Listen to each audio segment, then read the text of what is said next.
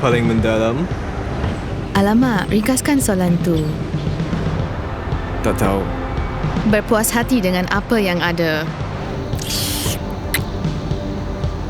Keluarga.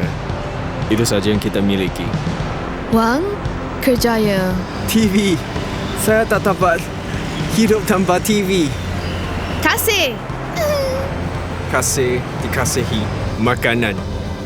Hierarki Maslow terhadap keperluan adalah tentang Kami pernah seks, bincangkannya. makanan. Kasih. Kasih sayang.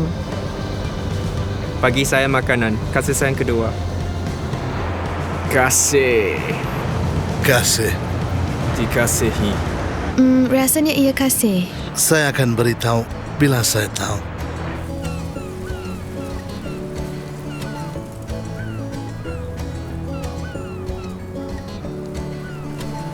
Kasih adalah perkara terbaik di dunia. Iman Kristian adalah tentang kasih. Bagi saya, sinonim Roh Kudus ialah kasih. Kasih adalah tujuan hidup kita. Roh Kudus mengerjakan dan membawa kasih ke dalam hidup kita. Setiap orang Kristian didiami oleh Roh Kudus. Paulus berkata, tetapi jika orang tidak memiliki Roh Kristus, ia bukan milik Kristus. Namun bukan setiap orang Kristian dipenuhi Roh Kudus. Paulus menulis kepada orang Kristian di Efesus, hendaklah kamu penuh dengan Roh. Bahasa Yunani asal yang digunakannya mempunyai maksud berterusan. Maksudnya terus dipenuhi berulang-ulang kali. Kita boleh menjadi Kristian namun tidak dipenuhi Roh Kudus. Kadang-kadang saya gunakan analogi ini. Kami ada cerek lama berlampu. Lampunya sentiasa marak. Apabila dipanaskan, cerek itu berbunyi. Ada orang Kristian seperti cerek berlampu. Dan yang ada juga yang berbunyi. Perbezaannya boleh dilihat apabila kita bersemuka. Apa rasanya mengalami Roh Kudus? Semua yang Roh Kudus sentuh pasti berubah. Maka pengalaman Roh Kudus lazimnya membawa perubahan dalam perasaan, emosi dan cara kita menyatakan diri. Paulus menulis dalam suratnya kepada Efesus, janganlah kamu mabuk oleh anggur, tetapi hendaklah kamu penuh dengan Roh. Ia seolah-olah mengatakan kesan kedatangan Roh Kudus sama seperti kemabukan. Tapi ia adalah kemabukan yang istimewa. Ia membuat orang stabil, bukannya menggeletar. Memang normal apabila kita mula mendekati Roh Kudus. Reaksi kita ialah gelak ketawa, tangisan, melompat, keriangan atau berbahasa roh. Orang mempunyai reaksi berbeza tentang idea dipenuhi Roh Kudus. Dalam kitab Para Rasul yang sebenarnya Sejarah Gereja Jilid 1, kita melihat 5 kejadian orang dipenuhi Roh Kudus. Antara 5 kategori orang, anda mungkin tergolong dalam salah satu kategori itu. Ada golongan yang ingin dipenuhi Roh Kudus. Anda mungkin pernah lihat atau dengar tentang orang dipenuhi Roh Kudus. Mungkin sekarang anda merasa, saya nak dipenuhi Roh untuk merasai kasih Allah. Seperti murid-murid pada hari Pentakosta, mereka menunggu dan berdoa, ingin dipenuhi. Inilah yang berlaku. Tiba-tiba, turunlah dari langit suatu bunyi seperti tiupan angin keras yang memenuhi seluruh rumah di mana mereka duduk. Dan tampaklah lidah-lidah seperti nyala api bertebaran dan hinggap pada mereka. Maka penuhlah mereka dengan Roh Kudus. Mereka mulai berkata-kata dalam bahasa lain seperti yang diberikan oleh Roh. Jika anda ingin dipenuhi, anda pasti dipenuhi. Ada juga orang yang berfikiran terbuka. Anda mungkin berfikir, saya tak mengingininya, tetapi saya terbuka mencubanya. Dalam Kisah Para Rasul bab 8, ada sekumpulan orang Samaria. Ketika rasul-rasul di Yerusalem mendengar tanah Samaria menerima firman Allah, mereka mengutus Petrus dan Yohanes. Setibanya di situ, kedua rasul itu berdoa supaya orang-orang Samaria itu beroleh Roh Kudus. Roh Kudus belum turun di atas mereka kerana mereka hanya dibaptis dalam nama Tuhan Yesus. Kemudian keduanya menumpangkan tangan di atas mereka, lalu mereka menerima Roh Kudus. Jika anda terbuka, anda boleh menerima Roh Kudus hari ini. Terdapat juga orang yang menentang tentang Roh Kudus. Anda mungkin berfikir, saya tak suka, saya tak tahu apa saya buat di sini, saya tak setuju dengan semua ini. Tiada sesiapa yang lebih menentangnya daripada lelaki yang menjadi Rasul Paulus. Apabila Stefanus, martir Kristian yang pertama, dibunuh kerana imannya, Saulus, iaitu nama lain Paulus, mempersetujui pembunuhannya. Kisah Para Rasul 8:3 berbunyi, Saulus berusaha membinasakan jemaat itu dan ia memasuki rumah demi rumah dan menyeret laki-laki dan perempuan ke dalam penjara. Tiada orang yang lebih menentang berbanding Saulus ketika itu. Tapi dalam perjalanannya ke Damsyik untuk mengingatkan rumah ibadat Yahudi tentang orang Kristian, dia bersemuka dengan Yesus yang telah bangkit. Dia buta sementara. Allah berfirman kepada Ananias untuk mendoakannya. Ananias berkata, Saulus, saudaraku, Tuhan Yesus yang telah menampakkan diri kepadamu telah menyuruh aku kepadamu supaya engkau dapat melihat lagi dan penuh dengan Roh Kudus. Dan seketika itu juga seolah-olah selaput gugur dari matanya. Dia dapat melihat lagi. Dia bangun lalu dibaptis. Setelah dia makan, pulihlah kekuatannya. Saulus tinggal beberapa hari bersama-sama dengan murid-murid di Damsyik. Ketika itu, dia memberitakan Yesus di rumah-rumah ibadat dan mengatakan, Yesus adalah anak Allah. Dia menentang sepenuhnya. Kemudian menemui Yesus. Dipenuhi roh dan mula memberitahu orang lain. Yesus hidup. Yesus adalah anak Allah. Saya telah menemuinya. Saya mengasihi dia. Saya teringat Robert Taylor, 41 tahun. Dia seorang atheist yang pernah ke gereja sebanyak 4 kali. Perkahwinannya, perkahwinan kawannya dan 2 pengebumian. Dia seorang usahawan yang berjaya tetapi gagal dalam perkahwinannya. Dia meninggalkan isteri dan 2 orang anaknya. Ada sekali dia berurus niaga dan lelaki itu berkata, Robert, pernah tak awak berfikir untuk menyertai kursus Alpha di Holy Trinity Brompton? Dia menjawab, tak, saya seorang atheist. 10 hari kemudian, dia berniaga dengan klien lain dan dia berkata, Robert, pernah tak awak terfikir untuk menyertai kursus Alpha di Holy Trinity Brompton? Dia berfikir, itulah yang lelaki sebelum ini kata. Mungkin saya akan mencubanya. Dia pun menyertainya. Dia bertekad membuktikan semua ahli kumpulan kecilnya langsung tak berminat. Pembuka katanya pada malam pertama ialah, dengar sini, saya nyaris-nyaris mati kerana kanser pada usia 30 tahun. Saya dapati kehidupan sukar dan tak seronok. Apatah lagi dengan hidup abadi. Saya langsung tak mahu. Saya tak tahu apa kebaikan agama Kristian bagi saya. Katanya ia menyuramkan keadaan kumpulan itu. Bruce, pemimpin kumpulan itu berkata, itu sudut pandangannya menarik. Dia menyertai kursus itu sehingga ke hujung minggu. Saya masih ingat pada petang Sabtu itu, dia menemui Yesus dan dipenuhi dengan roh. Katanya dia merasakan sinaran terang. Dia duduk dan menangis. Katanya malam itu saya tahu saya telah jadi Kristian. Semua orang kata dia berseri-seri seperti kucing Cheshire. 2 hari kemudian, dia menceritakan apa yang terjadi kepada isterinya, Kath. Dia berkata, oh tidak, Robert, awak mula lagi. Dulu selam scuba, kemudian tenis, lepas tu berlayar. Sekarang ini pula. Awak pasti bosan nanti. Dia bertekad membuktikan bahawa kali ini berbeza. Isterinya berkata, okey Robert, jika ia membawa perbezaan yang benar, apa kata awak pindah balik dengan kami? 10 hari kemudian, dia berpindah balik dengan keluarganya. Anak-anaknya berfikir dalam kata-kata mereka, amat fantastik. Hidup Robert Taylor berubah daripada orang yang bertekad menentang seperti Paulus kepada penyampai berita tentang Yesus kerana dia telah dipenuhi Roh Kudus. Kumpulan keempat ialah orang jahil. Anda mungkin kata, saya dibaptis semasa bayi atau disahkan semasa kecil. Mungkin anda pernah atau kerap ke gereja. Tapi anda kata, saya tak pernah dengar tentang Roh Kudus. Kisah Para Rasul 19:1-6 mengatakan ketika Apolos masih di Korintus, Paulus sudah menjelajah daerah-daerah pedalaman dan tiba di Efesus. Di situ didapati dia beberapa orang murid. Katanya, sudahkah kamu menerima Roh Kudus? Mereka menjawab, belum. Kami belum pernah mendengar Roh Kudus. Lalu kata Paulus, dengan baptisan manakah kamu dibaptis? Jawab mereka, baptisan Yohanes. Kata Paulus, baptisan Yohanes adalah pembaptisan orang yang bertobat. mereka harus percaya kepada Yesus.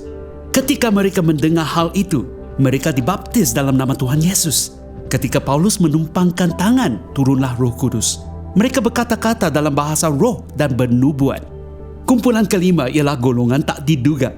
Anda mungkin berfikir, perkara begini tak mungkin berlaku kepada saya. Anda mungkin berkata, saya percaya alam rohani, tapi saya tak warak. Dunia Perjanjian Baru dibahagikan kepada dua kumpulan, beragama, orang Yahudi, dan tidak beragama, orang bukan Yahudi. Orang Kristian pada ketika itu berbangsa Yahudi. Kebanyakan orang percaya mereka harus menjadi Yahudi sebelum menjadi orang Kristian. Orang bukan Yahudi tidak pernah dipenuhi roh dahulu. Tetapi seorang lelaki bukan Yahudi, Cornelius, menerima pesanan jelas daripada Allah melalui satu penglihatan. Pada masa yang sama, seorang Yahudi, Petrus, juga menerima pesanan jelas daripada Allah. Akibatnya, Petrus mengkabarkan Injil di rumah Cornelius. Sewaktu Petrus berkhotbah panjang, ia dihentikan tiba-tiba. Berdasarkan Alkitab, ketika Petrus sedang berkata demikian, turunlah Roh Kudus ke atas semua orang percaya dari golongan bersunat, iaitu orang Yahudi, yang menyertai Petrus tercengang-cengang kerana melihat karunia Roh Kudus dicurahkan ke atas bangsa lain, walaupun orang bukan Yahudi, sebab mereka mendengar orang-orang itu berkata-kata dalam bahasa roh dan memuliakan Allah. Lalu kata Petrus, bolehkah orang mencegah untuk membaptis orang-orang ini dengan air, sedangkan mereka telah menerima Roh Kudus sama seperti kita? Kita tak harus takut akan Roh Kudus. Saya mengaku pengalaman pertama saya akan hadirat Roh adalah keinginan ketawa yang tak dapat ditahan. Tapi saya faham inilah gelak ketawa yang istimewa. Saya rasa seperti digoncang oleh Roh Kudus. Jika ada sesiapa merasa digoncang sewaktu mereka mendekati Roh Kudus, buat pertama kalinya, saya galakkan mereka merelakan, kerana Roh Kudus adalah roh sukacita, roh kebebasan. Di mana ada roh Allah, di situ ada kemerdekaan, kata Paulus. Rasul Paulus memberitahu kita pengalaman dipenuhi Roh Kudus adalah kasih Allah, iaitu kasih Allah untuk anda dan saya yang telah dicurahkan di dalam hati kita oleh Roh Kudus yang telah dikurniakan kepada kita. Kita tak tahu apa yang berlaku, tapi nampaknya terdapat manifestasi fizikal kerana Petrus berkata, mereka telah menerima Roh Kudus sama seperti kita. Mungkin apa yang berlaku sama dengan apa yang berlaku pada hari Pentakosta. Terdapat juga lidah api dan angin Roh Kudus. Apa yang dilambangkannya? Api adalah kuasa, kegairahan dan kesucian. Kadang-kadang apabila orang dipenuhi Roh Kudus, mereka mengalami sesuatu seperti api. Bukan api sebenar. Mereka kerap mengatakan, tangan saya rasa hangat. Tapi saya tahu ia bukan kerana suhu bilik ini. Saya suka kegiatan luar, jauh dari kesibukan, kebisingan dan pencemaran kota. Saya suka lambaian angin di wajah saya. Saya rasa bernyawa. Istilah Ibrani bagi angin sama dengan istilah nafas dan roh, ruah. Apabila roh Allah menjamah seseorang, ia bagaikan nafas Allah memasuki mereka. Kadang-kadang terdapat manifestasi fizikal. Contohnya, kelopak mata yang mengedip, pernafasan kencang, ataupun rasa ditiup angin. Ia tak semestinya berlaku, tetapi ia harus dijelaskan sekiranya anda merasai hal seperti ini dan ingin tahu mengapa. Ia perkara biasa, ia sekadar manifestasi fizikal akan perkara mendalam yang sedang berlaku dalam hati anda. Bukan manifestasi itu yang penting. Apa yang penting adalah perubahan di dalam hati anda. Pengalaman kasih Allah yang dicurahkan ke dalam hati anda. Salib membantu kita memahami kasih Allah. Yesus mati demi anda. Itulah caranya anda mengetahui Allah mengasihi anda.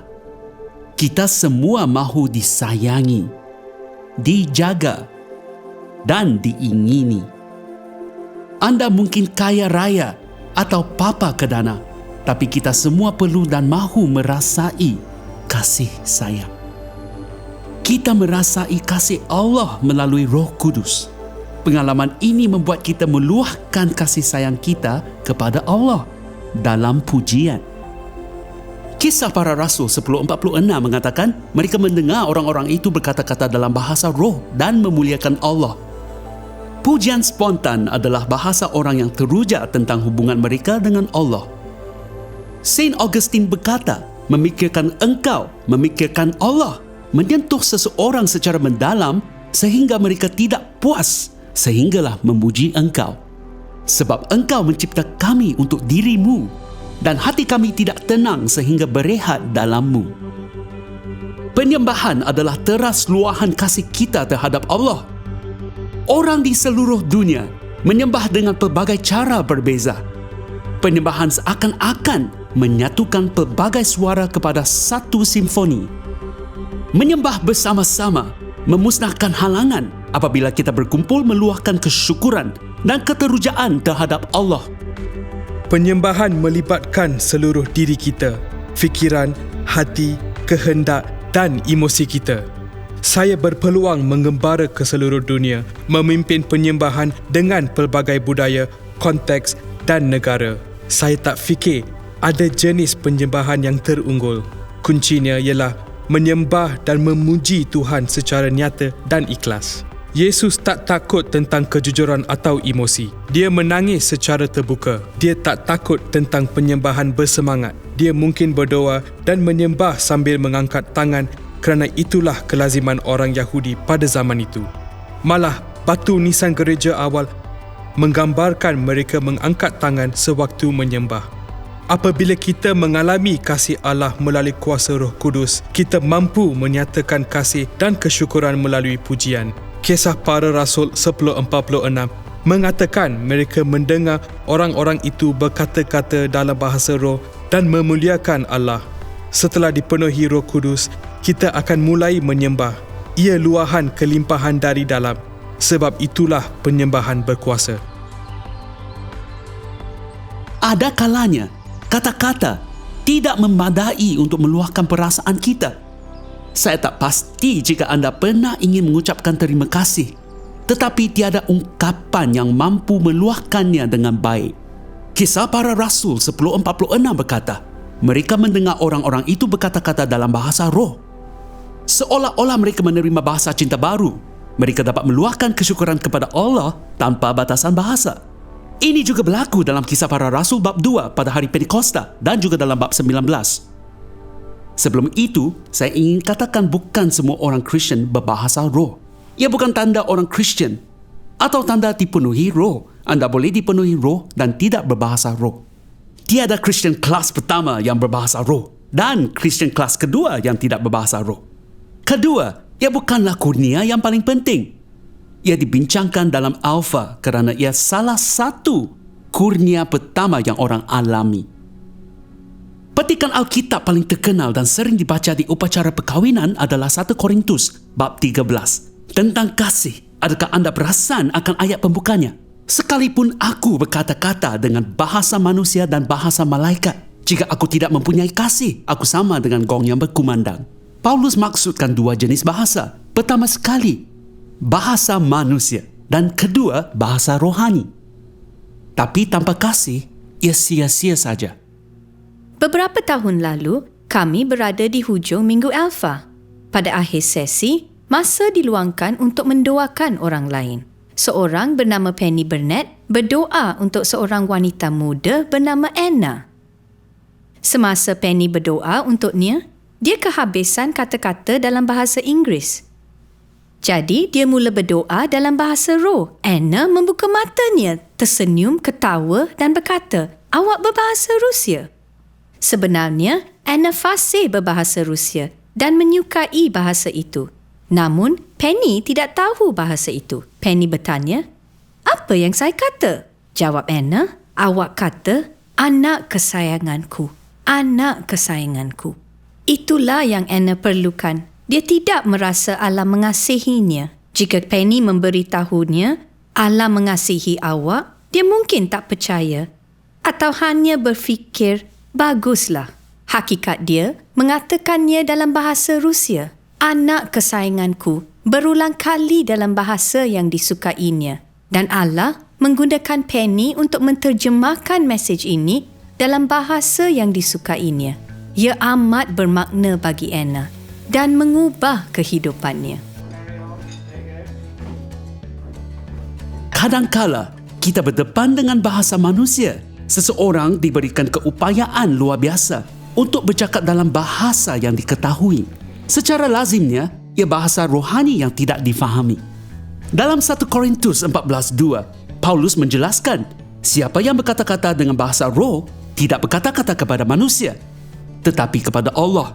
Maksudnya ia cara meluahkan perasaan tanpa menggunakan bahasa yang anda ketahui. Ada seorang lelaki bernama Winston. Nama Cinanya ialah Kuat Chai, bermaksud lelaki licik. Dia seorang penagih candu. Saya memberitahunya tentang Yesus dan dia mula berdoa dalam bahasa roh selama setengah jam. Saya melihat dia melalui perberhentian dadah tanpa kesakitan. Apabila bayi dilahirkan, dia mula menangis. Apabila seseorang datang kepada Kristus, dia akan memberikan mereka bahasa yang baru untuk meluahkan semua yang tak dapat dinyatakan. Kita tahu bahawa kita tidak gembira, murung atau risau. Tapi kita tak selalunya faham punca ataupun cara meluahkannya. Sebab itulah mereka mudah meninggalkan ketagihan heroin tanpa kesakitan. Kerana semua perkara terpendam telah diluahkan. Bagaikan bayi yang berbicara melalui tangisan apabila dilahirkan, mengapa tidak menerima kelahiran baru ini? Konteks 1 Korintus 14 adalah penggunaan awam yang tidak terbatas. Paulus menegaskan, jangan terlalu kerap menggunakan kurnia ini dalam setiap kebaktian.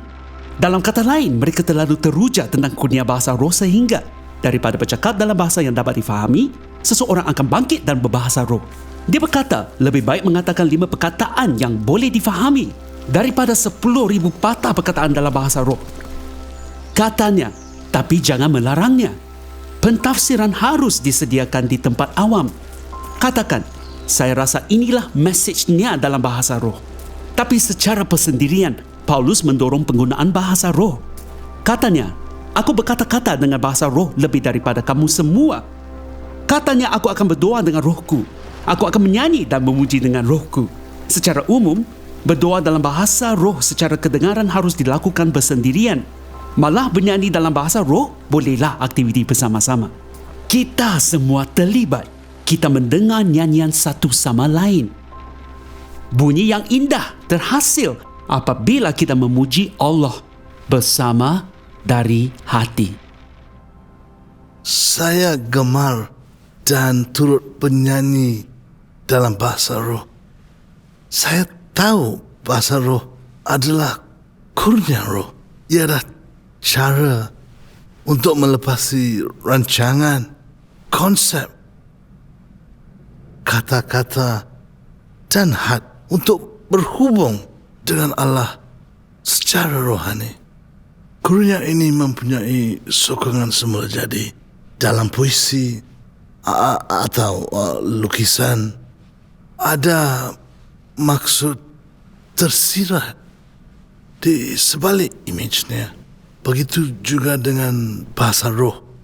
Ia melepasi kata-kata dan kontur serta dibebaskan. Ia adalah pengalaman kebebasan.